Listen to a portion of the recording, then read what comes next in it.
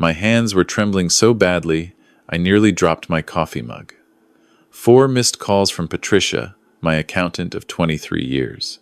Then a text message that stopped my heart cold. Harold, do not sign anything today. Call me immediately. It's about your son. I was standing in my kitchen in Scottsdale, Arizona, about to drive to my son Kevin's house for his 42nd birthday dinner. He'd been so persistent all week. Dad, you have to come. Melissa's making your favorite ribeye. The kids have been asking about you nonstop. How could I refuse that? But Patricia's message changed everything. I set down the mug on the granite countertop, the one my late wife Barbara and I picked out together when we renovated this house 15 years ago. She would have known exactly what to do. She always had better instincts about people than I did. But pancreatic cancer took her 3 years ago, and I'd been stumbling through life alone ever since. I dialed Patricia's number with shaking fingers. Harold. Her voice was tight, professional, but underneath I could hear something I'd never heard from her before. Fear. Where are you right now? Are you alone? I'm at home. Patricia, what's going on? You're scaring me. Good. Stay there. Lock your doors. I'm coming over with my husband. Richard's a retired FBI agent, Harold.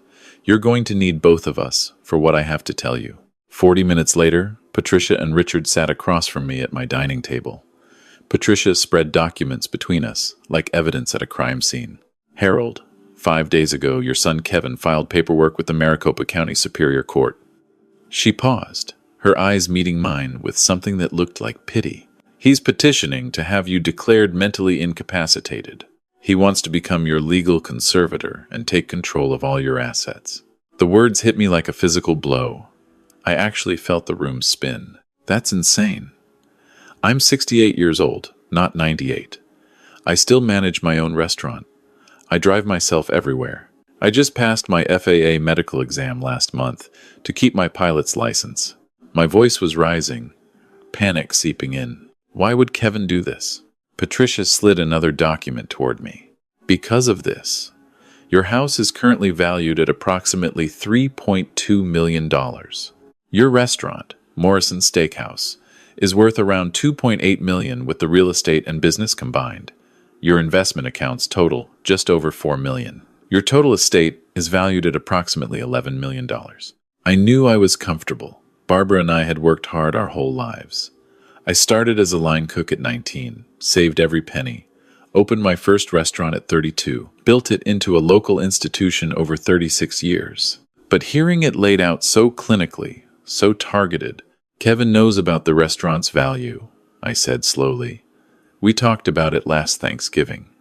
He joked that I should sell and finally enjoy retirement. It wasn't a joke, Harold. Richard leaned forward, his FBI training evident in his direct manner. We've been doing some digging. Your son and his wife are in catastrophic financial trouble. He opened a laptop and turned it toward me. 3 years ago, Kevin convinced Melissa to co-sign on a luxury home in Paradise Valley. $1.4 million mortgage. Then he invested heavily in a friend's cannabis dispensary venture that went bankrupt. They lost $650,000. Their twins are enrolled at Brophy Prep. That's $42,000 a year in tuition. Their credit card debt alone is over $200,000. I stared at the screen, my mind reeling. How do you know all this? Because their financial situation is part of their court petition, Patricia explained. They're arguing that they need to protect your assets from your declining mental state before you make irresponsible decisions with your money. And Harold? She looked at me with something like grief. They've been building a case against you for at least 8 months. Richard showed me the evidence. Photos of me at Fry's grocery store, apparently looking confused in the produce aisle. I was just trying to remember if Barbara used Roma or San Marzano tomatoes in her sauce recipe. A statement from their family doctor, Dr. Williams, noting that I'd seemed disoriented and confused during a routine checkup. I'd had food poisoning that week and hadn't slept in 2 days. A recorded phone conversation where I allegedly couldn't remember my granddaughter's birthday. I was in the middle of a lunch rush at the restaurant with the kitchen hood fans blaring. I couldn't hear anything. 3 separate incidents where I'd gotten lost driving home. I was taking scenic routes to clear my head, something I'd done for 40 years. Every normal moment of a busy man's life twisted into evidence of mental decline. But this is fraud, I said, my voice hollow. This is elder abuse. Yes, it is, Richard confirmed. And unfortunately, Harold, it's becoming an epidemic. Adult children going after their parents' estates while they're still alive. The courts are overwhelmed with these cases. Patricia closed her laptop. The hearing is scheduled for 3 weeks from now. They moved fast, probably hoping to catch you off guard before you could mount a defense. What happens if they win? Kevin becomes your legal conservator. He controls your bank accounts, your investments, your properties. He can sell your restaurant, sell your house, move you into a care facility, make all your medical decisions. Richard's voice was grave. You'd essentially lose your autonomy completely. And Harold, based on their debt situation, I'd estimate your restaurant would be listed for sale within 60 days. The restaurant where I'd proposed to Barbara, where we'd held our wedding reception, where I'd taught Kevin to make his first omelet when he was 8 years old, where Barbara spent her last healthy Christmas dancing with me in the empty dining room after closing. They can't do this, I whispered. Kevin wouldn't. He's my son, my only child. I'm sorry, Harold, but the evidence says otherwise. Patricia's voice was gentle but firm. They've been planning this carefully. They started documenting things right after Barbara passed, when you were grieving and distracted. They've been building a narrative. I remembered Kevin insisting on coming to my doctor's appointments after Barbara died, how he'd started asking pointed questions about whether I was sleeping okay, eating right, keeping up with the restaurant, how Melissa had suggested I should take it easy and maybe let Kevin help with the business finances. She was gathering ammunition. He was positioning himself. What do I do?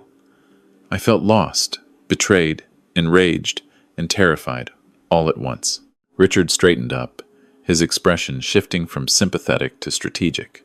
We fight back. But Harold, I need to know, are you prepared for what this might mean? This isn't just a legal battle. This is going to tear your family apart permanently. I thought about Kevin as a little boy, how he'd follow me around the restaurant kitchen, standing on a milk crate to reach the prep counter, how he'd cried at Barbara's funeral, holding on to me like I was his anchor, how he'd told me he loved me just last Sunday.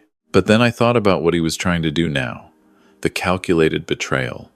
The willingness to destroy his own father for money? Tell me what we need to do. Richard smiled, but it wasn't a happy smile.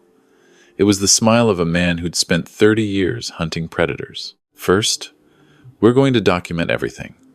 Starting now, you're keeping a detailed journal. What you do every day, every decision you make at the restaurant, every coherent conversation. I want timestamps, details, proof that you're of sound mind. Okay. Second, we're getting you evaluated by an independent neuropsychologist, not your family doctor who they've already compromised, but a specialist in geriatric cognitive assessment, someone who can testify under oath that you're mentally competent. Done. Third, and this is crucial, Richard leaned forward. You cannot let them know that you know. You need to act completely normal. If they realize we're onto them, they might accelerate their plans, destroy evidence, or try something desperate. That birthday dinner invitation suddenly made horrible sense. They wanted me there tonight for a reason, didn't they? I suspect they planned to have you sign something. Maybe a power of attorney document slipped in among birthday cards. Just some routine estate planning, Dad. Or they might have staged an incident to record. Look how confused Grandpa got at dinner.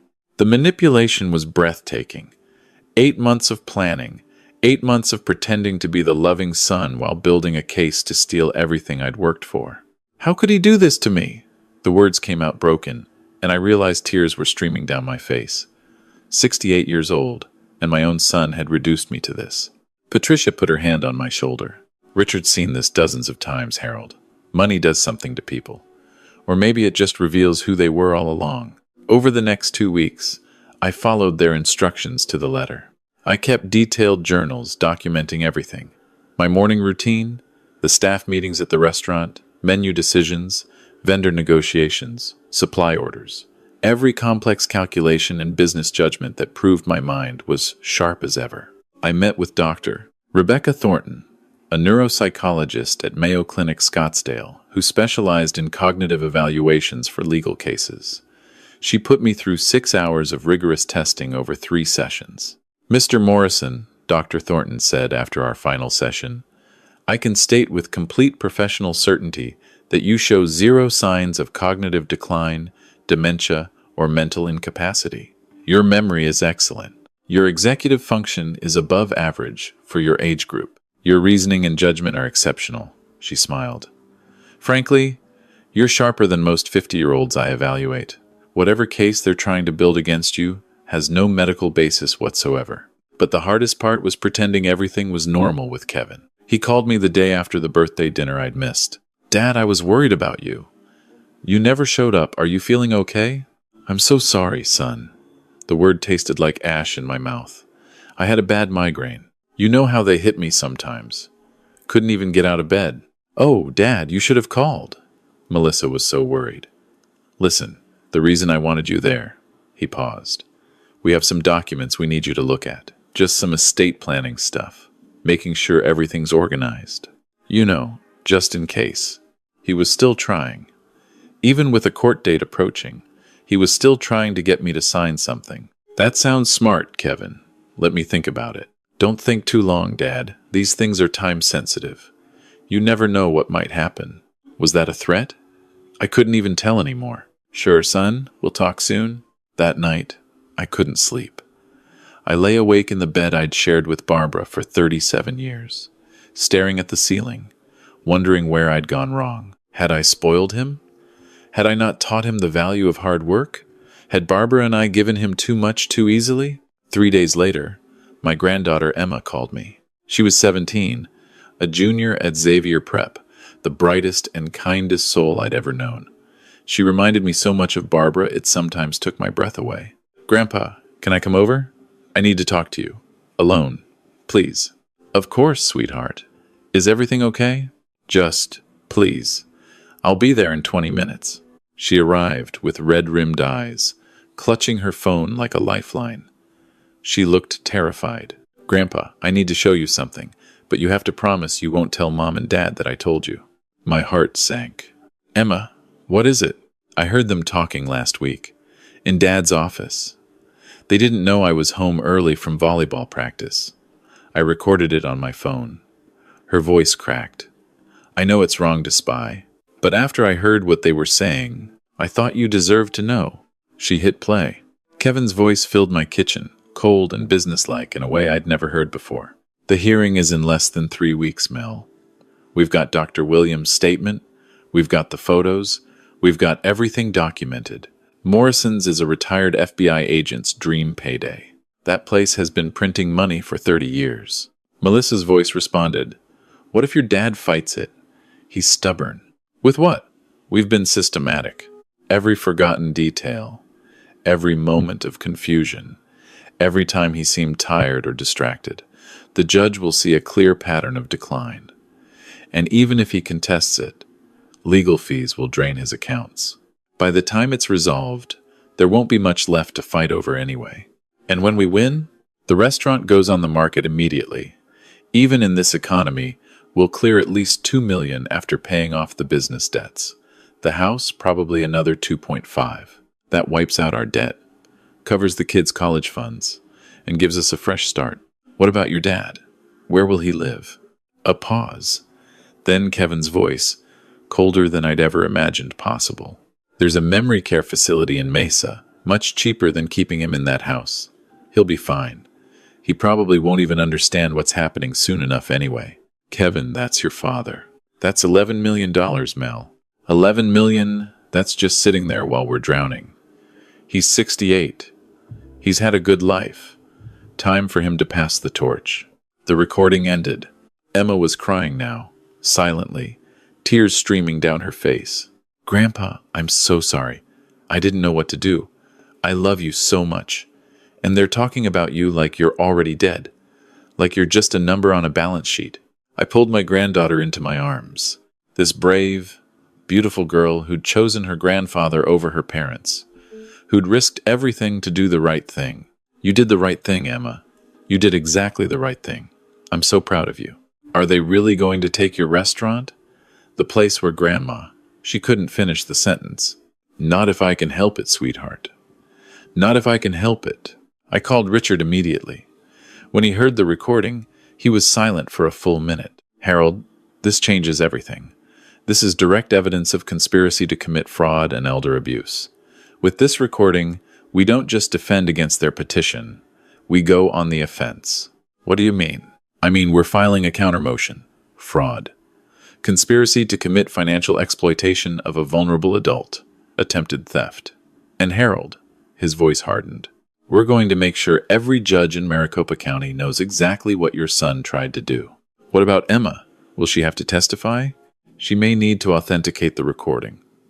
But I'll do everything I can to protect her. She's a minor, and she did the right thing. Any decent judge will see that. The hearing arrived faster than I was prepared for. I sat in the courtroom with Emma beside me, her hand gripping mine tightly.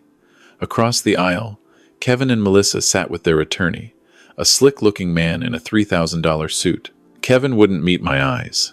Melissa looked like she wanted to disappear into the floor. Judge Anthony Reyes presided. He was in his late 50s, with salt and pepper hair and eyes that looked like they'd seen every kind of human depravity. Richard had told me Judge Reyes had no patience for elder abuse cases. He'd put his own mother in assisted living after she developed Alzheimer's, and had zero tolerance for families who preyed on their aging parents. Kevin's attorney went first, presenting their case methodically. The photos. Dr. Williams' notes. The documentation of my supposed decline. He painted a picture of a tragic situation. Your Honor, Mr. Morrison is clearly in the early stages of cognitive decline.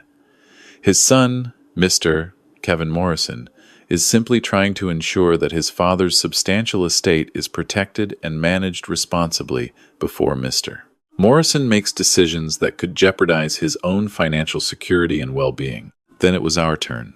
Patricia's husband, Richard, had connected us with one of the best elder law attorneys in Arizona, a woman named Sandra Chen, who'd made her career protecting seniors from predatory family members. Your Honor, I'd like to submit Dr. Rebecca Thornton's comprehensive neuropsychological evaluation, completed over 6 hours of testing just 2 weeks ago.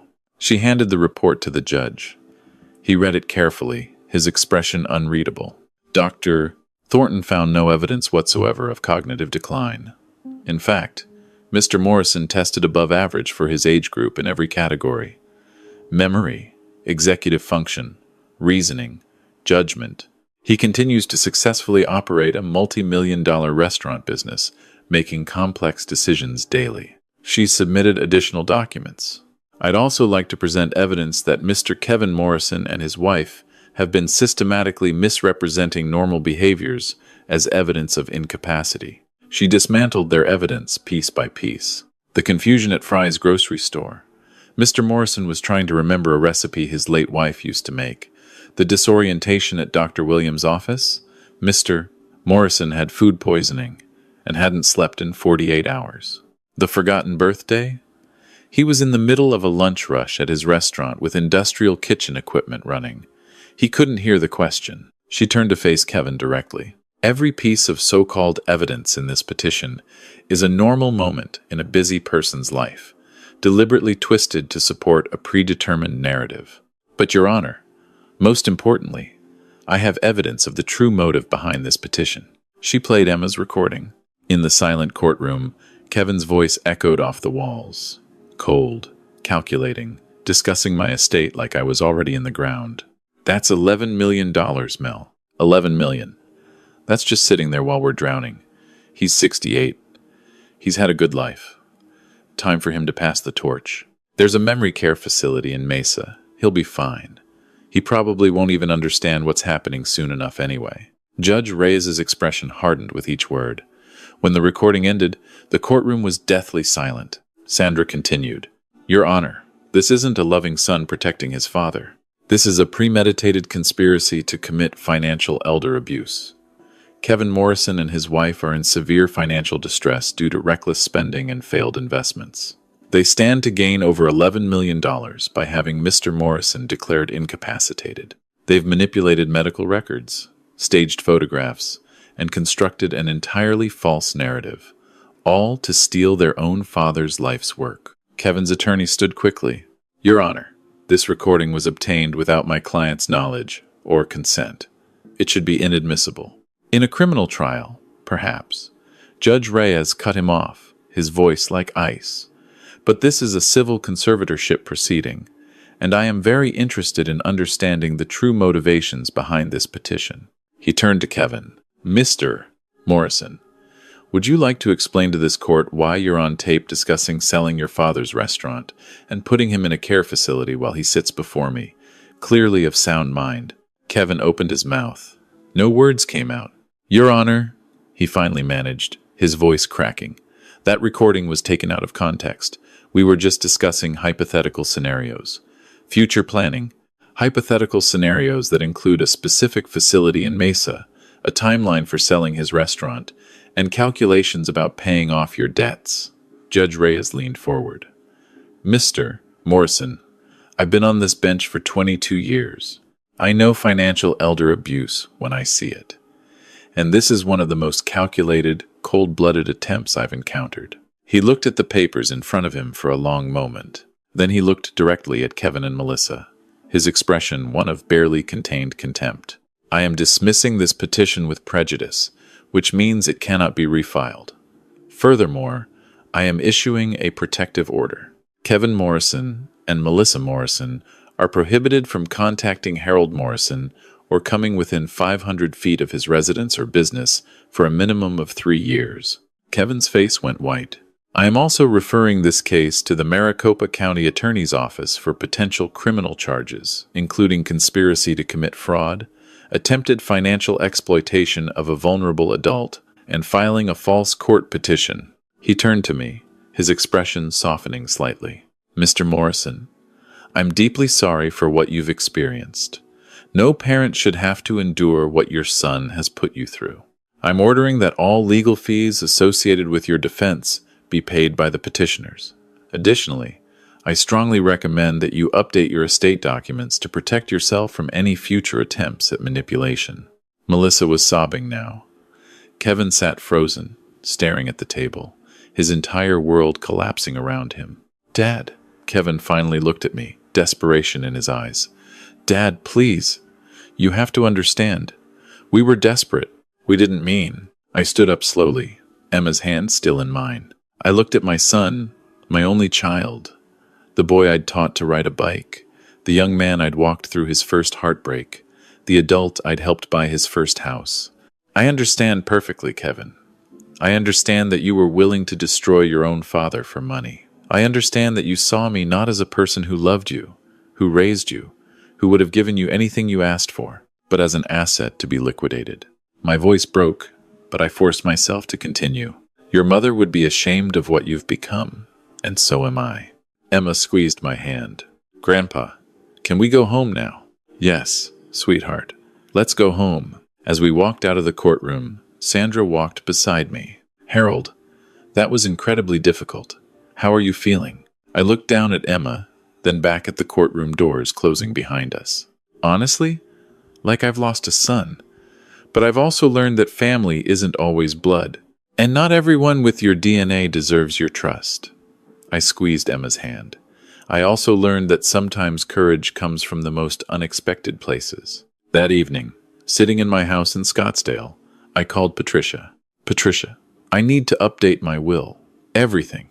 The restaurant, the house, the investments. I want to set up a trust for Emma's education and future. Kevin gets nothing. Not $1. Are you certain, Harold? That's a permanent decision. I'm absolutely certain. And I want the will to explicitly state why. I want it documented that Kevin attempted to have me declared mentally incompetent to steal my assets. So if he ever tries to contest it, any judge will know exactly what kind of person he is. Consider it done. One more thing. I want Emma protected. If Kevin and Melissa try to take any kind of retribution against her for testifying, we'll include provisions for that. She's a minor now, but we can structure the trust to ensure she's financially independent the moment she turns 18. They won't be able to touch her or her inheritance. 3 weeks later, Kevin and Melissa officially disowned Emma. They called her a traitor, a backstabber, said she'd destroyed their family for her inheritance. She was 17 years old, and her own parents had abandoned her for money. But I had a big house and a bigger heart. The guest room became her room. We established a new routine. Breakfast together before school, homework at the kitchen table, weekends helping me at the restaurant, learning the business from the ground up just like I'd once hoped Kevin would. She had Barbara's eyes, Barbara's kindness, Barbara's stubborn integrity, and now Barbara's home. 6 months later, Emma and I stood together in the restaurant after closing time. We'd just hung a new portrait of Barbara in the main dining room. It was from our 30th anniversary, taken right here at this very table. She was laughing at something I'd said, her eyes sparkling with that mischief I'd fallen in love with 40 years earlier. "Grandpa?" Emma asked, looking at the portrait. "Do you ever think about forgiving Dad?" I considered the question carefully. She deserved honesty, not platitudes. Forgiveness isn't about them, sweetheart. It's about not letting their actions poison whatever time I have left. Do I forgive what your father tried to do? No. Will I ever have a relationship with him again? I can't see how. I put my arm around her shoulders, but I refuse to spend my remaining years consumed by bitterness. I've got too much to live for. I looked around the restaurant, the tables where I'd served thousands of meals, the kitchen where I'd found my calling, the dance floor where I'd held Barbara one last time, and now I've got you to share it with. That's worth more than anything Kevin tried to take from me. I miss them sometimes, Emma admitted quietly. Not what they did, but who I thought they were. That's okay, sweetheart. Grief for who someone should have been is still grief. You're allowed to feel that. My phone buzzed. A text from Patricia. "Harold, thought you should know. The county attorney filed charges today. Kevin and Melissa both plead guilty to attempted financial exploitation of a vulnerable adult. 5 years probation, permanent record. Their careers are finished." I showed Emma the message. She read it, her expression unreadable. "Is it wrong that I don't feel anything?" "No, honey. That's called protecting yourself. You feel what you feel." That night, after Emma finished her homework and went to bed, I sat alone in the dining room with a glass of bourbon. Barbara's portrait smiled down at me from the wall. "Well, Barb," I said softly, "I didn't see this coming. Our boy. I don't know where we went wrong." The portrait, of course, said nothing. "But Emma, God, she's so much like you. The courage, the heart. She saved me, you know, just like you would have." I raised my glass to her image. "I'm going to be okay. The restaurant's okay. Emma's going to be okay, I promise." A year later, I stood at the podium at Emma's high school graduation. She'd asked me to attend in place of her parents. She'd been accepted to Arizona State's Barrett Honors College, full scholarship. She wanted to study business, wanted to eventually take over the restaurant. "That's my granddaughter," I told the woman sitting next to me, tears in my eyes. "She's going to change the world." After the ceremony, Emma found me in the crowd and threw her arms around me. "Thank you, Grandpa, for everything." "Thank me? Sweetheart, you saved my life." "No." She pulled back, looking at me with those Barbara eyes. "You showed me what family really means. Not obligation, not blood, not what you can get from someone." She smiled. "Love, loyalty, showing up when everything falls apart." I thought about Kevin. The last time I'd seen him was in that courtroom. I'd heard through Patricia that he and Melissa had divorced, that he was working at a car dealership now, that he'd tried to call me once, and Patricia had intercepted it. I didn't want to hear what he had to say. Some bridges, once burned, can never be rebuilt. But standing here with Emma, watching her walk into her future, I realized something important. Kevin had tried to take everything from me. My restaurant, my house, my money, my dignity, my independence. But what he'd actually done was show me what really mattered. Not the $3.2 million house, though I was grateful to keep it. Not the restaurant worth millions, though it remained my pride and joy. Not the investment accounts or the pension. What mattered was standing right in front of me, wearing a graduation cap, ready to take on the world. Family wasn't about blood or obligation or inheritance. It was about the people who stood by you when everyone else walked away. It was about a 17-year-old girl who risked everything to do the right thing. It was about second chances and new beginnings and building something beautiful from the ashes of betrayal. Barbara used to say that people show you who they really are when there's something to lose. Kevin showed me he was willing to sacrifice his father for financial security. But Emma showed me that courage and integrity and love can still exist in this cynical world. I'm 69 years old now. I've learned more in the past 18 months than I did in the previous 6 decades. I've learned that trust must be earned, not assumed. I've learned that the people who claim to love you the most can sometimes be the ones plotting your destruction. I've learned that real love isn't what you say. It's what you do when no one's watching. It's the choices you make when everything's on the line. Most importantly, I've learned that it's never too late to stand up for yourself. That vulnerability isn't weakness. That asking for help takes courage. That fighting back against those who would exploit you isn't vindictive. It's survival. To anyone out there who might be facing something similar, hear me clearly. If someone in your family is trying to declare you incompetent, to take control of your life, to steal what you've worked your entire life for, fight back. Get a lawyer. Document everything. Trust your instincts. And remember that you have value beyond your bank account, worth beyond your assets, dignity that no one has the right to take. You're not crazy. You're not confused. You're not paranoid. If someone is systematically trying to undermine your competence, it's because they want something from you, not for you. And to any adult child of an aging parent reading this, let me be absolutely clear.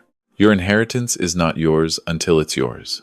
Your parents don't owe you their house, their savings, their life's work. They earned it. They decide what happens to it. And if you try to take it through manipulation, through legal tricks, through calculated betrayal, you might win the money. But you'll lose something far more precious. You'll lose yourself. Kevin got 8 months of planning, countless hours of scheming, and potentially millions of dollars. What did it cost him? His father, his daughter, his marriage, his career, his reputation, his freedom. Was it worth it? I don't know. I'll never ask him, but I suspect in his quiet moments, in that small apartment he lives in now, working that sales job he hates, I suspect he knows the answer. As for me, I've got a granddaughter to mentor, a restaurant to run, a life to live. And every morning, when I wake up in the house Barbara and I built together, I look at her portrait and smile. We did good, Barb. Not with Kevin. We failed there somehow. But Emma? She's everything we hoped our family would be. The restaurant isn't just a business anymore. It's a legacy. It's where Emma learned to make her first sauce, where she'll eventually raise her own children, teaching them the same values Barbara and I tried to instill. Morrison's Steakhouse will stay in the family, just not the family Kevin imagined. And somehow, despite everything, that feels exactly right. Family isn't about who shares your blood. It's about who shares your heart. And my heart belongs to a brave young woman who chose integrity over inheritance, loyalty over blood, and love over money. That's worth more than $11 million. That's worth everything.